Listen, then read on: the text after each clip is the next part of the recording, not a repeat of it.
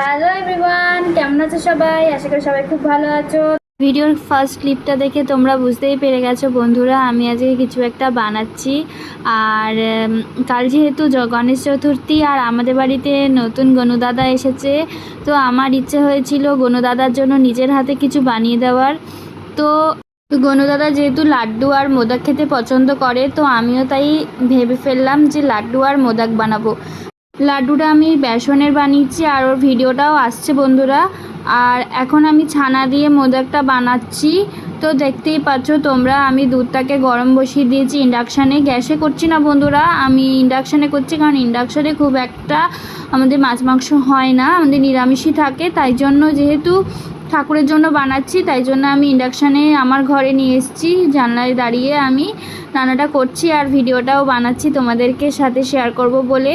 আর এদিকে দেখো, তো আমি এখানে 3 রকমের ড্রাই ফ্রুটস নিয়েছি, কাজু বাদাম, আমন্ড বাদাম আর কিশমিশ। কিছুক্ষণ ড্রাই ফ্রুটসগুলো ভিজাতে দেব, তারপরে আমন্ডসের খোলা ছাড়িয়ে 3টেরই পেস্ট বানিয়ে নিলাম একসাথে।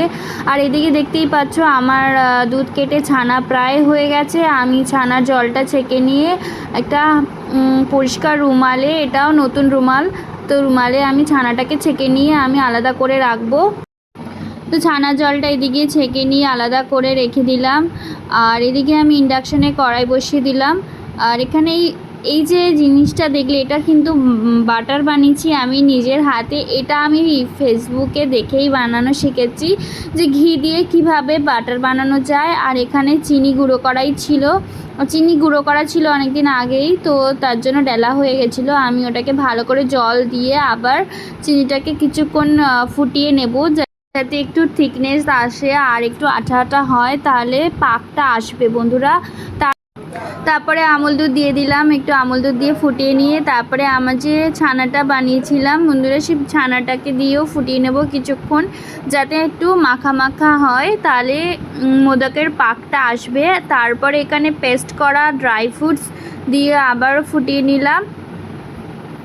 তো আমার মোদক সম্পূর্ণ হেলদি অ্যান্ড টেস্টি। তো তোমরাও চাইলে বাড়িতে এরকমভাবে বানিয়ে নিতে পারবে মোদক। কিছুই না বন্ধুরা, আমি তো নিজেও রান্নার কিচ্ছু জানি না, তবুও নিজে আমার কিছু ভিডিও, কিছু রেসিপিস দেখে আমি শিখেছি। তো চেষ্টা থাকলে সবই করা সম্ভব। হয়তো প্রথম একটু খারাপ হবে, কিন্তু চেষ্টা করে যাও, একদিন না একদিন সবাই ভালো বলবে তোমার রান্না খেয়ে। আর আমি জানি আমি অতটা ভালো পারি না, তবে চেষ্টা করছি, আর যেটুকুনি করছি তোমাদের সাথে শেয়ার করছি। তোমরা এইভাবে আমার পাশে থেকো বন্ধুরা। তো তোমরা দেখতেই পাচ্ছ আমার মোদকের ব্যাটার প্রায় রেডি, মাখো মাখো ব্যাপার এসছে, এবারে পাক দেওয়াও যাবে। তো আমি হাতে একটু সাদা তেল লাগিয়ে নিলাম। এটা অ্যাকচুয়ালি আমার মা বুদ্ধি দিল যে সাদা তেল লাগিয়ে নে একটু, তাহলে পাকটা ভালো আসবে। তারপরে মা এসে দেখলো যে ঠিকঠাক হচ্ছে, আর মা বলে গেছিলো আমাকে একটা মোদক একটু বড় বানাতে, কারণ ওটা গনুদাদার জন্য স্পেশাল। তো তাই আমি ভালো করে ওটা বড় করে মোদক বানালাম। তারপরে গিয়ে মাকে দেখিয়ে এলাম, মা বললো ঠিক আছে। তো আমি বাকি মোদকগুলো বানিয়ে নিলাম ছোটো ছোটো করে। তো আমার খুব ভালো লাগছিলো বানাতে।